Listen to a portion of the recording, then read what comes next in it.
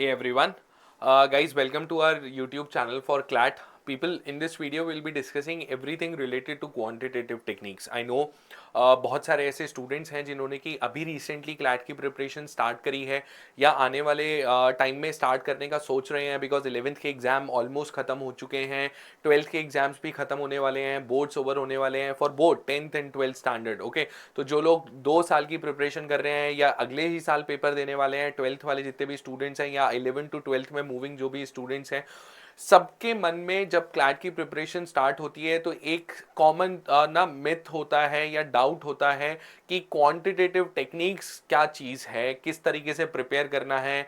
Okay, कई सारी ऐसी बातें होती हैं जो कि हमने इधर उधर से सुनी होती हैं which may be relevant, which may not be relevant, और because of some uncertainty in this section थोड़ा सा ना एक people are a little scared. Okay, वो थोड़े से डरे हुए होते हैं कि भाई किस तरीके से तैयारी करनी है, कुछ आइडिया, एक क्लियर रोड मैप नहीं है हमारे पास में। तो उन सब के लिए बहुत इंपॉर्टेंट है वीडियो गाइस। स्टार्टिंग से पिछले जो 7 साल के पेपर्स हमारे हुए हैं क्लैट 2020 से लेकर 2026 तक, ओके, टारगेट ईयर 2026 तक, लास्ट ईयर का जो दिसंबर का पेपर था, since the inception of the new pattern क्या चीज़ें हमसे पूछी गई हैं, क्या उसके अंदर चैलेंजेस थे, एंड उन सबको कंसीडर करते हुए क्या हमारे जो टॉपिक्स हैं, सिलेबस क्या है, गाइडलाइंस क्या है, और किस तरीके से उसको पूरा कंप्लीट करना है। तो एक पूरा एक कंप्लीट रोड मैप मैं आपके लिए लेकर के आया हूँ इस वीडियो के अंदर।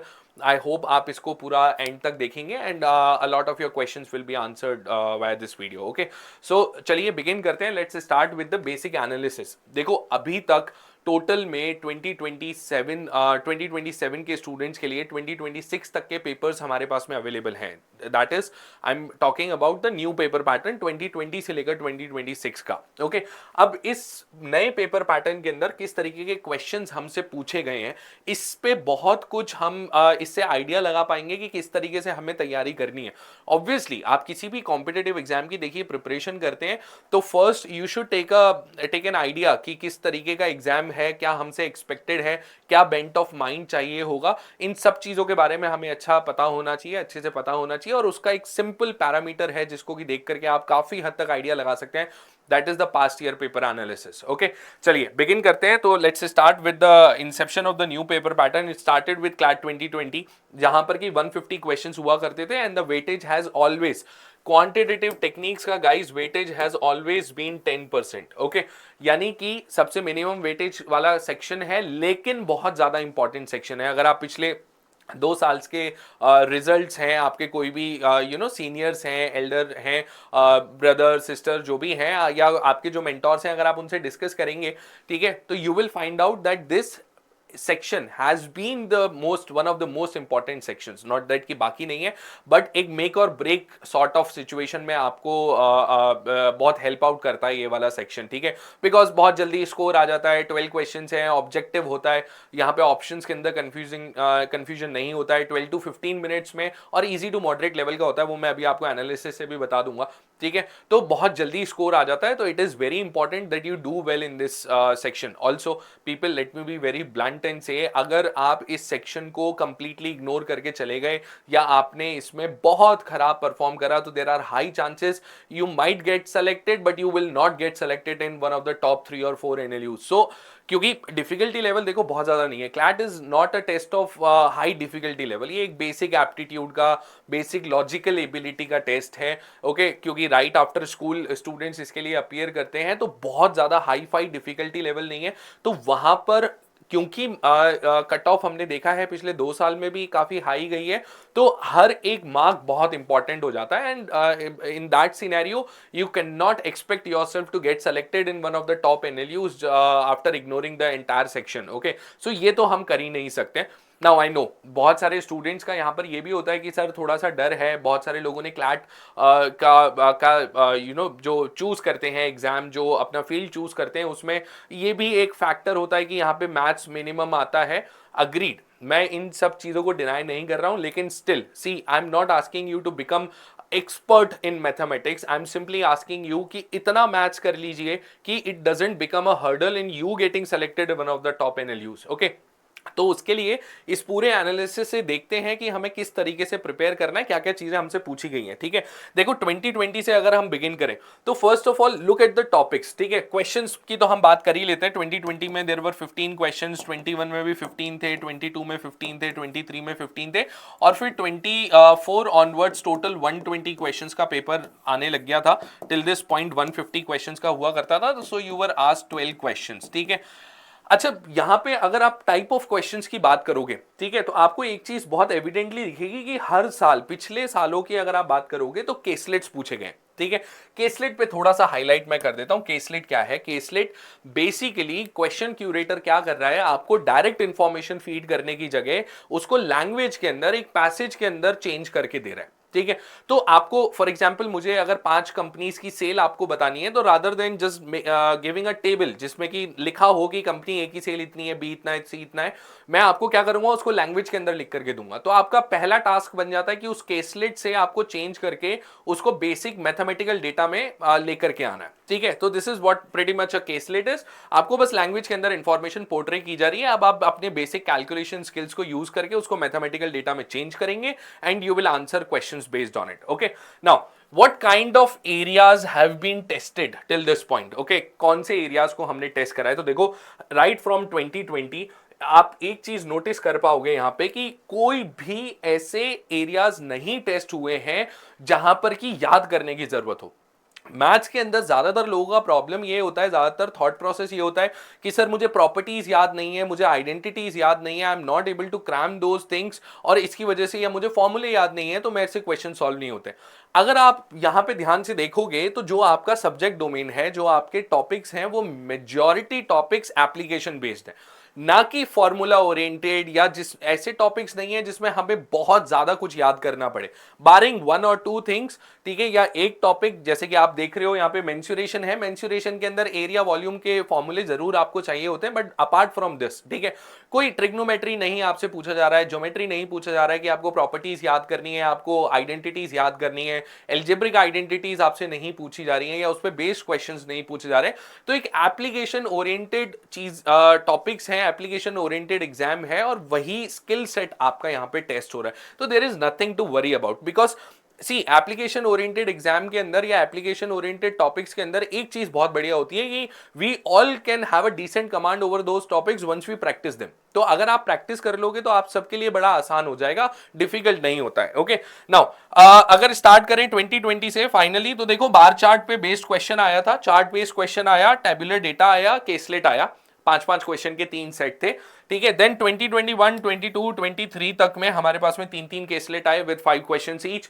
24 जब से पैटर्न चेंज हुआ है 2 केसलेट्स आ रहे हैं। ओके, टॉपिक्स की अगर हम बात करें तो सबसे ज्यादा पूछे जाने वाला टॉपिक, जो 2 टॉपिक हैं, that is percentage and ratios. Okay, percentage ratio बहुत ही ज्यादा इंपॉर्टेंट है गाइज, ये आपके बेसिक कैलकुलेशन का, बेसिक अर्थमेटिक का फाउंडेशन है, और इनमें से कोई भी टॉपिक ऐसा नहीं है जो कि 11th या 12th स्टैंडर्ड में इंट्रोड्यूस होता हो। ये वो सारे टॉपिक हैं जो कि आप 8, 9, 10th स्टैंडर्ड में पढ़ चुके होते हैं। Okay, secondly you must understand कि आपका जो थोड़ा एक रिजर्वेशन है या एप्रीहेंशन है with this subject, it is majorly because the way you have solved question till this point.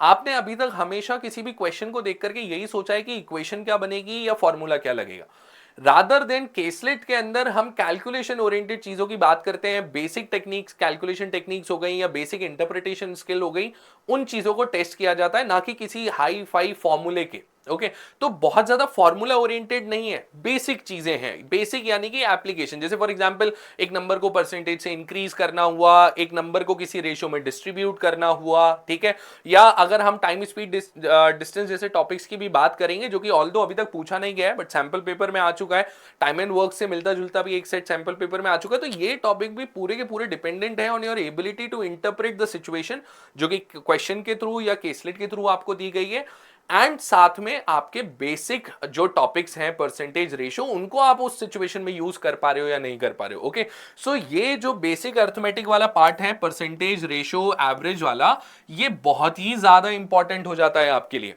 Okay now average देखिए, एवरेज अगर मैं अभी किसी को भी स्टूडेंट को पूछता हूं कि बेटा ये 5 नंबर्स का एवरेज निकालो, तो सब बोलेंगे सर ऐड करके नंबर ऑफ टर्म से डिवाइड कर दो।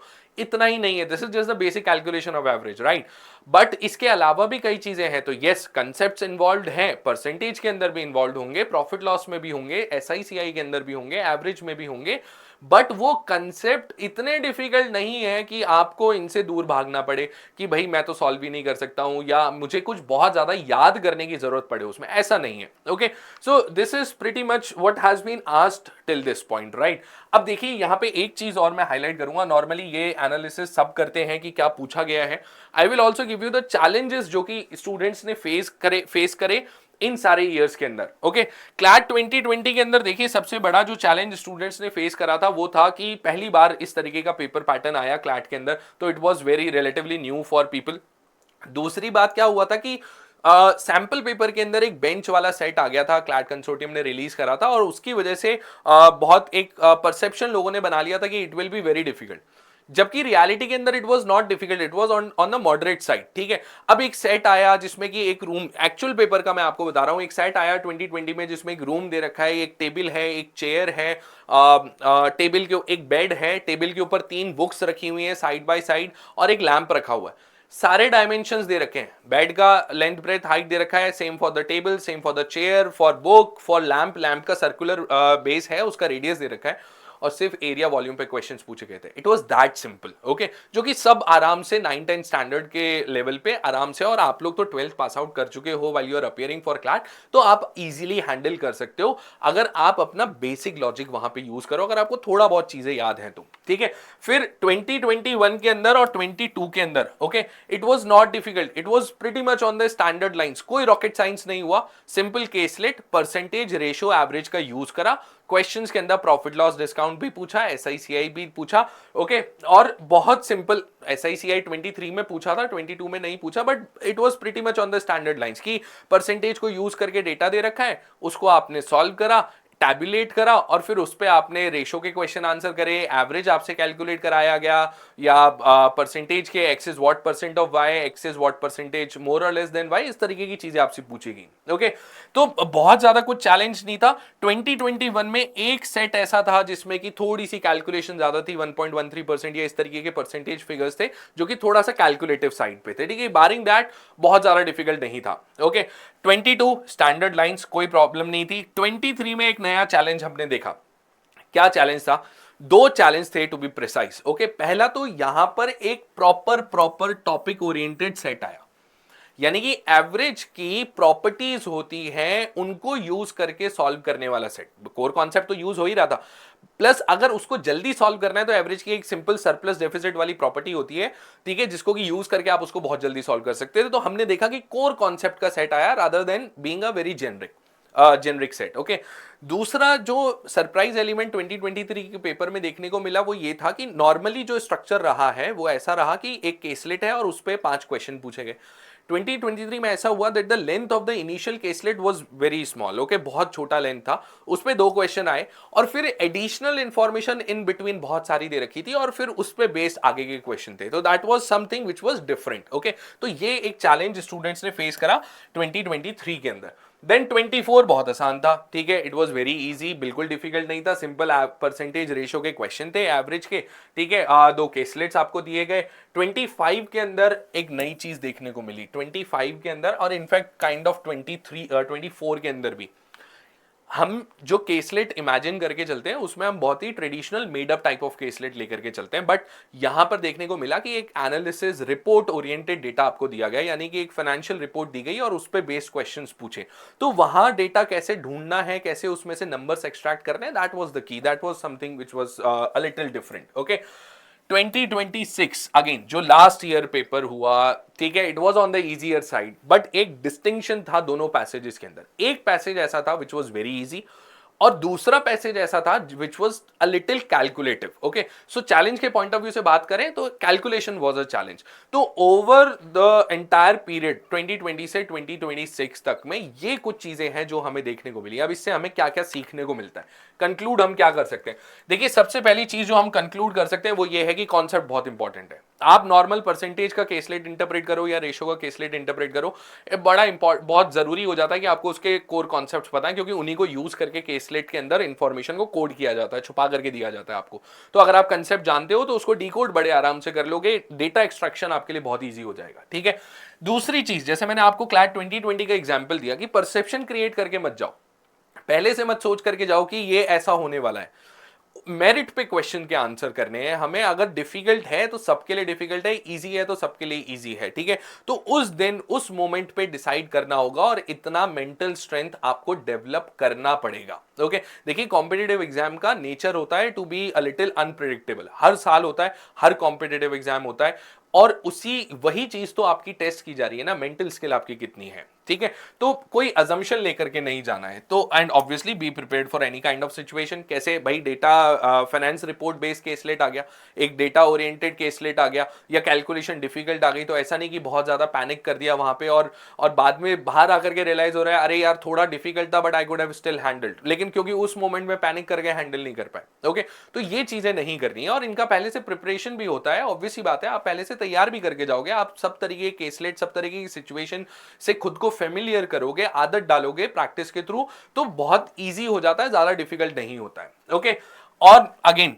Attempt all questions on merit. ठीक है, हर क्वेश्चन मेरिट पे अटेम्प्ट होगा, कोई ईगो पे नहीं लेना है, ना तो ऑन द नेगेटिव साइड ना ऑन द पॉजिटिव साइड। ना तो ये सोच करके जाना है कि मैं बिल्कुल अटेम्प्ट नहीं करूंगा, ना ही ये सोच करके जाना है कि कम वॉट में मैं तो 12 में से 12 लेकर के आऊंगा।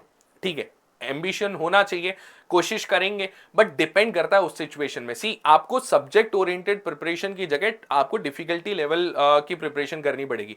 आप पहले ये ट्राई करें कि इजी टू मॉडरेट लेवल के क्वेश्चन आप बड़े आराम से कर ले रहे हैं, और उसके बाद में हम बात करेंगे डिफिकल्ट क्वेश्चन के। तो अगर इन बिटवीन द केसलेट कोई क्वेश्चन है जो कि बहुत लेंदी है, उसको हम एक बार के लिए होल्ड कर सकते हैं, let's try another caselet. Okay, तो इस तरीके से आपकी प्रिपरेशन होनी चाहिए, ये आपका थॉट प्रोसेस होना चाहिए एग्जाम के अंदर। ओके, नाउ ये कुछ चीजें हैं जो कि हमने सीखी पिछले कुछ सालों के एनालिसिस से। अब इसकी प्रिपरेशन कैसे करनी है, ठीक है, तो सबसे पहले टॉपिक्स का कैटेगराइजेशन देखते हैं। देखिए, टॉपिक्स सारे के सारे जो भी आपके टॉपिक्स हैं वो भी हम आपको बताएंगे, एंड ऑल्सो इन टॉपिक्स को मैंने 3 फेजेस के अंदर डिवाइड कराया है, जहां पर कि उनका यूजेज किस तरीके से होता है वो मैं आपको समझाऊंगा। ठीक है, आगे चल के देखिए, सबसे पहले आप स्टार्ट करोगे परसेंटेज से। This is by far the most important topic in CLAT. Okay, ये अभी अभी आपने देख भी लिया लास्ट ईयर के एनालिसिस से कि बहुत ज्यादा इंपॉर्टेंट है, बहुत ज्यादा पूछा गया है और इसके एप्लीकेशंस बहुत सारे हैं। ठीक है, अब परसेंटेज अगर किसी स्टूडेंट ने अच्छे से पढ़ लिया है तो उसके पास में एक बहुत बड़ा एडवांटेज है। एडवांटेज क्या है?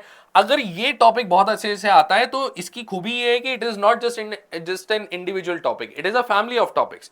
आपको परसेंटेज आता है तो आप प्रॉफिट लॉस डिस्काउंट और सिंपल इंटरेस्ट, कंपाउंड इंटरेस्ट को बहुत इजीली सॉल्व कर सकते हो, क्योंकि परसेंटेज के ही कॉन्सेप्ट यूज होकर के ये दोनों टॉपिक के क्वेश्चन हम सॉल्व करते हैं। ओके, तो इट बिकम्स वेरी इजी।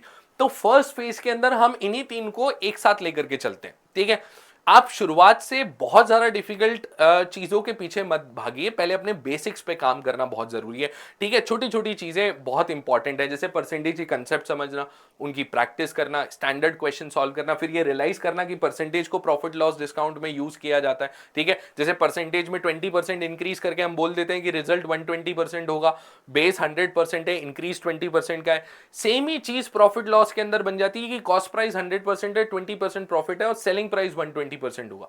अब इसमें किसकी वैल्यू दे रखी है, दूसरी वैल्यूज कैसे निकालनी है, तो ये छोटे छोटे कॉन्सेप्ट पे फोकस करना है। ओके, सेम फिर परसेंटेज के अंदर हम एक सक्सेसिव परसेंटेज चेंज का कॉन्सेप्ट पढ़ते हैं, फ्रैक्शन को यूज करना सीखते हैं, वो सब चीजें इंपॉर्टेंट हो जाती है सिंपल इंटरेस्ट और कंपाउंड इंटरेस्ट के लिए। तो it is a family of topics, तो ये आपका फर्स्ट फेज में कंप्लीट होना चाहिए। ओके, सेकेंड फेज के अंदर आएगा ratio, which is another one of the most important topics. Ratio और इसी के एप्लीकेशन है प्रपोर्शन, वेरिएशन, पार्टनरशिप।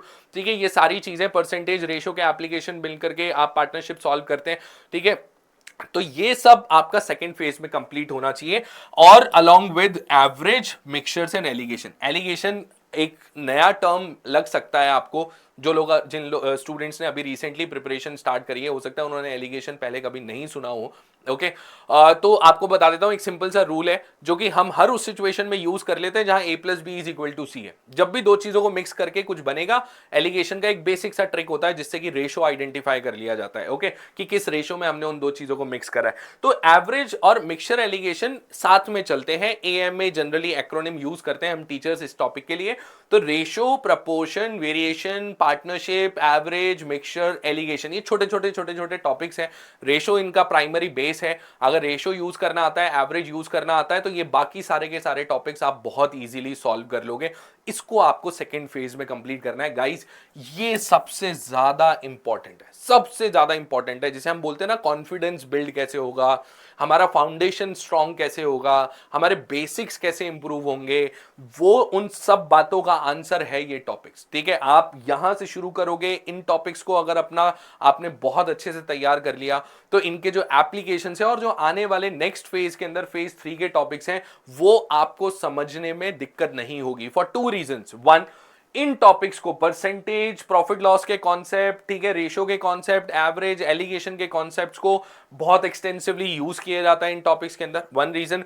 दूसरी बात, जब एक स्टूडेंट इन टॉपिक्स को कवर कर लेता है, तो ही और she is at a stage जहां पे कि ना दे रियलाइज कि यार मेरा ना ऑलमोस्ट 6-7 का स्कोर आ रहा है, आराम से मैं कर पा रहा हूं, ठीक है, इजीली हैंडल हो पा रहा है। थोड़ा सा पुश करेंगे तो उन सारी सिचुएशंस में भी बहुत अच्छा कर ले जाएंगे जहां की टॉपिक ओरिएंटेड केस लेट है, टाइम स्पीड डिस्टेंस का केस लेट आ गया। दूसरी बात, एज आई सेड कि यस कंसेप्ट इंपॉर्टेंट है, वो कंसेप्ट तो आपको पढ़ना ही है, बट उस कंसेप्ट को समझने का जो एपेटाइट है, ठीक है, जो आपकी जो एनर्जी लेवल आपका चाहिए, जो मेंटल कैपेबिलिटी आपकी चाहिए इन टॉपिक्स को अच्छा कवर करने के लिए, फेज 3 वाले टॉपिक्स को अच्छा कवर करने के लिए, वो डेवलप हो जाता है पहले 2 से।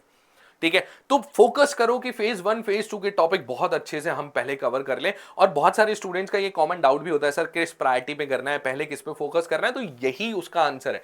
आप पहले इन टॉपिक्स को बहुत अच्छे से कवर कर लीजिए, जिससे आपको आगे वाले टॉपिक्स समझने में दिक्कत नहीं आए। ओके, नाउ कौन कौन से टॉपिक है फेज 3 के अंदर? टाइम एंड वर्क है, टाइम स्पीड डिस्टेंस है, वेन डायग्राम। देखिए आप किसी भी स्टेज पे कर सकते हैं। वेन डायग्राम को मैंने फेज 3 में इसलिए रखा है, वैसे तो बहुत सारे कॉम्पिटेटिव एग्जाम में ये रीजनिंग में पूछा जाता है, क्लैट एलिट में हमेशा से मैथ्स के अंदर पूछा गया, तो क्वांटिटेटिव टेक्निक्स में भी क्योंकि मैथमेटिकल होता है, कैलकुलेशन ओरिएंटेड वेन डायग्राम के सेट्स बनते हैं, तो उसको क्यूटी के सेक्शन में पूछा जा सकता है। ओके, तो कोशिश कीजिए। अब वेन डायग्राम को फेज 3 में रखने का रीजन क्या है? ये रीजन है क्योंकि यहां पे भी कॉन्सेप्ट तो भाई आपके परसेंटेज और रेशो के यूज होंगे along with the basic structure of Venn diagram. Okay, तो पहले वो तैयार होना जरूरी है, जिससे उसको यूज करके आप कुछ नया एड ऑन कर। वेन डायग्राम में आप कुछ एड ऑन करेंगे, नई चीज सीखेंगे, लेकिन कैलकुलेशन के जो तरीके हैं वो परसेंटेज रेशो में आप सीख चुके होंगे, तो it becomes easier for everyone to grasp the concept here. ठीक है, कॉन्सेप्ट समझने में बहुत आसानी होती है। ओके, और फाइनली बहुत सरफेस लेवल पे, बहुत डेप्थ में नहीं, पीएनसी प्रोबेबिलिटी, क्योंकि प्रोबेबिलिटी 10th स्टैंडर्ड में इंट्रोड्यूस हो जाता है, तो बेसिक कंडीशनल प्रोबेबिलिटी बहुत ज्यादा डिटेल में जाने की जरूरत नहीं है। Okay, non negative integral solutions, जो लोग 11th 12th में हैं वो रिलेट कर पा रहे होंगे इन एक्रोनिम से, इन फ्रेजेस से, तो बहुत डिटेल में नहीं जाना है। बेसिक लेवल का पीएनसी प्रोबेबिलिटी आना चाहिए, बेसिक लेवल, वर्ड फॉर्मेशन हो गया, नंबर फॉर्मेशन हो गया, ठीक है, इस तरीके की चीजें, बेसिक सिलेक्शन के क्वेश्चंस हो गए, और क्योंकि उन्हीं को यूज करके वो प्रोबेबिलिटी के अंदर भी क्वेश्चंस पूछे जाते हैं। But this is the last phase, ये सबसे आखिर में जानबूझ करके रखा गया है, क्योंकि इस पे क्वेश्चंस बहुत कम पूछे जाते हैं। ठीक है, कम पूछे गए हैं। अब ये नहीं करना है कि सर इनमें से ये 4 टॉपिक पे तो अभी तक तो आया नहीं है, ठीक है, क्लैट के अंदर तो इनको पढ़ना ही क्यों है? पढ़ना है भाई। Again as I said earlier, competitive exam का बेसिक नेचर है टू बी अनप्रेडिक्टेबल। आप तैयार करके जाओ, हमें हर सिचुएशन के लिए प्रिपेयर होकर के जाना है। तो लेकिन इस पे हम फोकस करेंगे after we have a solid base. एक बेसिक स्ट्रक्चर हमारा तैयार हो चुका है, एक एपेटाइट हमारा बिल्ड हो चुका है, एक बेसिक कॉन्सेप्ट, बेसिक क्लैरिटी हमारे अंदर आ चुकी है, फिर हम इन टॉपिक्स को आराम से कवर कर लेते हैं, which generally happens with a lot of student जो कि पहले 2 फेज को अच्छे से कवर करते हैं, उनको इन वाले टॉपिक्स में दिक्कत नहीं आती है। Okay, and mensuration is an stand alone topic, क्योंकि देखिए आप मेंसुरेशन पढ़ते हैं बिना ज्योमेट्री पढ़े, ठीक है, आप बहुत ऐसा नहीं होता कि आपको सर्कल की भी प्रॉपर्टीज हैं, टेंजेंट की भी हैं, फिर आप ट्राइंगल्स को, क्वाड्रिलेटरल्स को बहुत डेप्थ में पढ़ रहे हैं, कंस्ट्रक्शन वाले क्वेश्चंस भी कर रहे हैं, you don't do all of that. तो थोड़ा सा स्टैंड अलोन टॉपिक होता है, area, volume, surface area, curved surface area, total surface area, circle का बेसिक स्ट्रक्चर, ओके, ट्राइंगल की प्रॉपर्टीज, ट्राइंगल का एरिया निकालना, पेरीमीटर निकालना, ये सब चीजें, कोन, सिलेंडर, इन सब चीजों पे फोकस करना है, जो कि बहुत ज्यादा ज्यादा डिफिकल्ट नहीं है। आपको याद होगा एनसीईआरटी में एक चार्ट आया करता था जिसमें कि एरिया और वॉल्यूम के फॉर्मूले लिखा करते थे, लिखे हुए होते थे, ठीक है, और हम भी अपने रजिस्टर्स के अंदर कॉपीज के अंदर बनाया करते थे। तो उसी लेवल का करना है, बहुत ज़्यादा डिफिकल्ट नहीं है, ठीक है। ट्रिग्नोमेट्री वगैरह आपसे कोई नहीं पूछ रहा है, ठीक है, तो don't worry about it, okay. तो इट्स नॉट दैट डिफिकल्ट। अब देखो, पूरा एनालिसिस देखने के बाद में, पूरे टॉपिक्स देखने के बाद में एक बात तो रियलाइज होती है कि अगर प्रैक्टिस करेंगे तो ये सारे टॉपिक्स कंप्लीट किए जा सकते हैं और बड़े मजे से किए जा सकते हैं, राइट। चलिए, अब प्रिपेयर करना क्या है, क्या फ्लो होना चाहिए while preparing each of these topics, क्या हमारा फ्लो होना चाहिए, क्या चीज पहले करनी है, क्या चीज बाद में करनी है। देखिए, सबसे पहले तो कॉन्सेप्ट पे हम फोकस करेंगे। हर छोटे से छोटा, बड़े से बड़ा कॉन्सेप्ट हमें बहुत अच्छे से समझ में आना चाहिए। दूसरी चीज बहुत इंपॉर्टेंट है कैलकुलेशन। अभी मैंने आपको बोला कि 2 साल ऐसा हुआ 2021 में, 2026 में कि सेट्स थोड़े से कैलकुलेटिव थे और उसकी वजह से people lost some marks if not all, okay. तो कैलकुलेशन स्पीड और कैलकुलेशन की टेक्निक्स, आपको मल्टीप्लाई करना, डिवाइड करना, परसेंटेज कैलकुलेट करना, रेशो में डिस्ट्रीब्यूट करना, रेशो को यूज करना, ठीक है, स्क्वायर्स फटाफट से फाइंड आउट करना। लॉजिकल रीजनिंग में अब तो एनालिटिकल रीजनिंग आने लग गया है, तो डायरेक्शन सेंस के क्वेश्चन में पाइथागोरस थ्योरम यूज होता है, वहां पे स्क्वायर की बहुत जरूरत पड़ेगी। तो ये कैलकुलेशन टेक्निक्स आपकी बहुत सॉलिड होनी चाहिए, which will take some time, ठीक है। आप शुरुआत करोगे, धीरे धीरे करके प्रिपेयर करोगे, तो विद इन 1 to 2 months आपका बहुत अच्छा स्ट्रॉन्ग बेस बन जाता है कैलकुलेशन के अंदर। But then it has to be a rigorous effort, a constant vigilant effort on every students part, okay. Third, बहुत important, standard questions. Sir caselet caselet caselet caselet ही तो आते हैं, स्टैंडर्ड क्वेश्चंस की कहाँ जरूरत है, इसको तो स्किप करके डायरेक्ट केसलेट पे जा सकते हैं। मैं तो शुरुआत ही ऐसे मॉड्यूल से करूंगा जो कि सबसे डिफिकल्ट है, नहीं, take it slow. Standard question में जो कॉन्सेप्ट आप सीखते हो उसी को केसलेट में एक स्टैंडर्ड फॉर्मेट में यूज किया जाता है, ओके। आप स्टैंडर्ड क्वेश्चन में 2 कंपनी के सेल को कंपेयर करके परसेंटेज कैलकुलेट करते हो, केसलेट के अंदर 4 को करके कर रखा होगा। तो कॉन्सेप्ट की शुरुआत वहीं से हुई है। अगर 2 कंपनीज 2 वैल्यूज के अंदर परसेंटेज चेंज निकालना जानते हो या एक बार परसेंटेज इंक्रीज करना जानते हो, तो वो रिलेशन बनाने में, केसलेट के अंदर उसको डिकोड करने में बहुत इजी होता है, ओके। तो स्टैंडर्ड क्वेश्चंस को खूब सारा प्रैक्टिस करना है और फिर उनको यूज करना है, वहां से सीखे हुए कॉन्सेप्ट को यूज करना है, कहां पर, केसलेट के अंदर। नेक्स्ट, ग्राफ्स को मत भूलिएगा, ठीक है, थोड़ी प्रैक्टिस ग्राफ की भी कीजिए। देखिए, interpretation of graphs is very simple, बहुत ज्यादा डिफिकल्ट नहीं होते हैं। और ऑल्सो क्योंकि यहाँ पे एक ही एजेंडा होता है, to test the skill of calculation for a student, okay. तो आपके लिए भी इजी होगा कैलकुलेशन के लिए, आप ग्राफ बेस्ड क्वेश्चंस ट्राई कर सकते हैं, टेबल बेस्ड क्वेश्चन हो गया, बार चार्ट, लाइन चार्ट, क्योंकि इंटरप्रिटेशन बहुत डिफिकल्ट नहीं है, डायरेक्ट डेटा आपको दिख रहा होता है, ऑलमोस्ट डायरेक्ट दिख रहा होता है, ठीक है, और उस पर बेस्ड कैलकुलेशन करके आप क्वेश्चंस के आंसर निकालते हैं। And finally caselet based questions तो हमें करने ही है, ओके। सो हर टॉपिक के लिए ये आपका एक बेसिक सा फ्लो होना चाहिए, ओके। मूविंग अहेड, क्या स्केड्यूल रखें सर? हम मार्च में तैयारी स्टार्ट करी है, ठीक है, या आने वाले टाइम में करने वाले हैं अप्रैल के अंदर, ठीक है, या अभी रिसेंटली फेब के लास्ट में शुरू करा है, कब किस किस मंथ के अंदर क्या क्या टारगेट हम इंडिविजुअली खुद के लिए सेट करें, तो वो उसको मैंने सिंप्लीफाई करा है यहाँ पे, ठीक है। देखिए, मार्च अप्रैल में फर्स्ट 3 महीने, पहले 3 महीने आपके बेसिक्स के लिए बहुत ज्यादा इंपॉर्टेंट है। तो कोशिश कीजिए कि इन 3 मंथ्स के अंदर आपके फेज 1 और 2 के टॉपिक्स कंप्लीट हो जा रहे हैं, यानी कि एक फाउंडेशन तैयार हो चुका है जहां से कि हम लॉन्च कर सकते हैं अपने प्रिपरेशन को, आप फाइनल पुश दे सकते हो। फेज 3 और प्रैक्टिस और सेक्शनल टेस्ट, वो सब हम डिस्कस करेंगे उसके लिए। तो first 3 months are very crucial. And also देखिए, जो लोग 12th के बाद प्रिपरेशन कर रहे हैं उनके लिए तो इट इज प्रीटी सिंपल कि they don't have to go to school, तो उनके पास में they have lot of time. जो लोग 12th में हैं, 11 to 12th मूविंग है, 10 to 11th में आए हैं, उनके लिए भी ये वाला फेज बहुत इंपॉर्टेंट है, क्योंकि यहां समर हॉलीडेज होगा, ठीक है, छुट्टियां होंगी। और इन छुट्टियों के अंदर बहुत इंपॉर्टेंट है कि आप अपना जनरल नॉलेज का रिवीजन हो गया, उस टाइम तक की जो भी जनरल नॉलेज करंट अफेयर्स हो चुकी है उसका रिवीजन हो गया। एंड ऑल्सो मैथ्स जैसे सब्जेक्ट को, जो जहां पर की एक बेसिक फाउंडेशन तैयार करने की आपको जरूरत फील हो रही है, उसको आप बहुत अच्छे से कर लें, जिससे कि जब आगे वाले टॉपिक्स आप पढ़ेंगे तो आपका एक बेस तैयार हो चुका है, आप उनको आराम से स्कूल के साथ साथ में भी कवर कर ले जाएंगे, ठीक है। तो इट बिकम्स वेरी क्रूशियल। तीसरी चीज बहुत इंपॉर्टेंट है कि इस ड्यूरेशन के अंदर ना टॉपिक टेस्ट पे बहुत फोकस करना, कैलकुलेशन पे फोकस करना, कंसेप्ट पे फोकस करना, टॉपिक टेस्ट पे बहुत फोकस करना, क्योंकि एक टॉपिक की एक्सटेंसिव प्रैक्टिस टॉपिक टेस्ट से बहुत अच्छे से हो जाती है, तो उस पर बहुत फोकस कीजिए, ठीक है। देन उसके बाद में जून जुलाई के अंदर हमें क्या करना है, देखिए 5 to 7 hours, this is standard, ये आपको देना पड़ेगा। वीकली बोल रहा हूँ, डेली नहीं बोल रहा हूँ, ठीक है।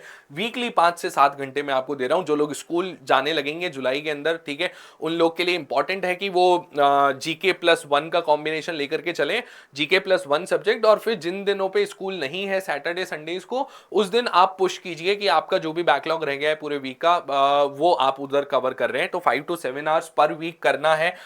केसलेट की प्रैक्टिस करनी शुरू करनी है, बहुत इंपॉर्टेंट है। फेज 1 और 2 जो टॉपिक्स हमने स्टैंडर्ड क्वेश्चंस और जो टॉपिक्स हमने यहाँ पे खत्म करे हैं, अब उनके केसलेट्स के अंदर हम खुद को टेस्ट करेंगे कि कितना जल्दी हम सॉल्व कर पा रहे हैं। And this is the time जहां पर कि टाइमर लगा करके प्रैक्टिस करना स्टार्ट कर देना चाहिए, ठीक है। मतलब अगर इससे जल्दी कर सकते हैं तो बहुत ही अच्छी बात है, बट यहां तो करना ही पड़ेगा, इसके बियॉन्ड पुश नहीं कर सकते। इस चीज को आदत होनी चाहिए कि 15 to 20 मिनट्स में you are able to solve, 15 minutes का लेकर के चलते हैं स्टैंडर्ड, कि you are able to solve 12 questions, 2 caselet आप इंटरप्रेट कर पा रहे हैं। देयर विल बी डेज जिस दिन आप कर लोगे, देयर विल बी डेज जिस दिन नहीं करोगे। जिस दिन नहीं कर पाओगे उस दिन सीखने को मिलेगा कि कुछ तो नया टेक्निक रहा होगा जो आप मेंटोर से ला करके, मुझसे ला करके डिस्कस करोगे कि सर इसको जल्दी कैसे कर सकते थे, ठीक है। या फिर आपको ये विजडम मिलेगा कि भाई ये तो होना ही लेंदी था, ठीक है, इसमें कोई दूसरा तरीका नहीं है, it has to be done in a certain way. तो आपको समझ में आएगा कि एग्जाम में जब ये केसलेट आएगा तो मैं इसको थोड़ा सा बाद में ट्राई करूंगा, पहले इजियर वाला पार्ट में कवर करूंगा, ठीक है। और यहां पर इसी ड्यूरेशन के अंदर हम सेक्शनल टेस्ट, क्योंकि देखिए 4-5 टॉपिक हो चुके होंगे, तो अब it is the right time कि आप सेक्शनल टेस्ट अपना स्टार्ट कर दीजिए। और एनालिसिस बहुत इंपॉर्टेंट है, किस टाइप का क्वेश्चन आपसे गलत हो रहा है, किस टाइप के पैसेजेस आप इंटरप्रेट नहीं कर पा रहे हैं, किस टाइप की ये सब चीजें, किस टाइप की कैलकुलेशन है जहां मैं फंस रहा हूं। क्या मैं मल्टीप्लिकेशन में ज्यादा स्ट्रगल कर रहा हूं, या मैं परसेंटेज की कैलकुलेशन में ज्यादा स्ट्रगल कर रहा हूं, या मैं फ्रैक्शन के अंदर ज्यादा स्ट्रगल कर रहा हूं, या फॉर एग्जांपल मुझसे रेशो के जो बड़े क्वेश्चंस होते हैं, बड़े डिस्ट्रीब्यूशंस होते हैं, वहां ज्यादा स्ट्रगल कर रहा हूं। ये सब चीजें अब आपकी इंपॉर्टेंट हो जाती हैं कि आप उनको इंडिविजुअली हाईलाइट करें, नोटिस करें और फिर उसको इंप्रूव करने की कोशिश करें। Then and that all of this will come through analysis. Analysis बहुत इंपॉर्टेंट हो जाएगा, ठीक है। चलिए आगे चलते हैं। अगस्त सितंबर, अब देखिए यहां पे मॉक्स भी एकदम फुल फ्लेजेड, मॉक तो ऑलरेडी स्टार्ट हो चुके हैं, आपको आदत तो शुरुआत से डालनी पड़ेगी, लेकिन ये वो टाइम है जहां पे कि सेक्शनल टेस्ट और जो स्टार्टिंग वाले मॉक्स हैं, ठीक है, उनको मैं सॉल्व करना दोबारा शुरू करूंगा। यानी कि मॉक शुरू हो चुके हैं, ये वो टाइम है जहां पे कि स्टार्टिंग वाले मॉक्स को टाइमर लगा करके दोबारा सॉल्व करना होता है। आपने फर्स्ट मॉक दिया, आपकी प्रिपरेशन अभी आपने स्टार्ट करी है, मॉक आप शुरुआत से देना शुरू कर दोगे, क्योंकि आपको पहले आदत डालनी है 2 घंटा बैठ करके कॉन्सेंट्रेट करने की, ठीक है, 5 सेक्शंस को साथ में अटेम्प्ट करने की, ये सारी चीजें स्ट्रैटेजी आप बिल्ड करोगे कि कौन सा पहले करना है, कौन सा बाद में करना है, ये सब चीजें। तो आदत तो शुरुआत से आप स्टार्ट कर दोगे डालना, लेकिन कुछ मॉक्स ऐसे रहे होंगे जो कि शायद टॉपिक की, क्योंकि नॉलेज गैप रहा होगा स्टार्टिंग में, उस वजह से अभी सॉल्व नहीं हुए थे, या अभी हमें टाइम ज्यादा लगा था।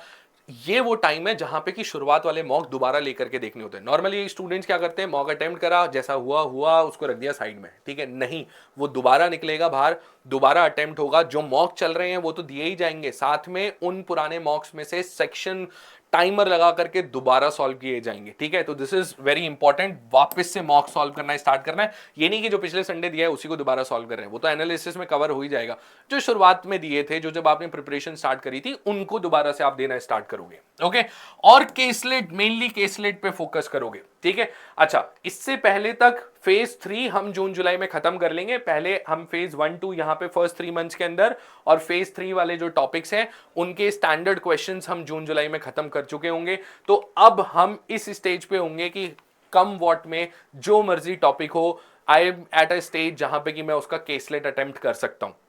कुछ टॉपिक्स में हो सकता है आप स्ट्रगल करें, you will find out through analysis कि इन टॉपिक्स में मैं इस टाइप के केसलेट्स में मैं स्ट्रगल कर रहा हूं। वो आप अपने मेंटोर से डिस्कस करोगे, उनको और ज्यादा प्रैक्टिस करोगे, but for that it is very important कि ये पूरी कहानी यहां तक खत्म हो जानी चाहिए टिल जुलाई, ओके।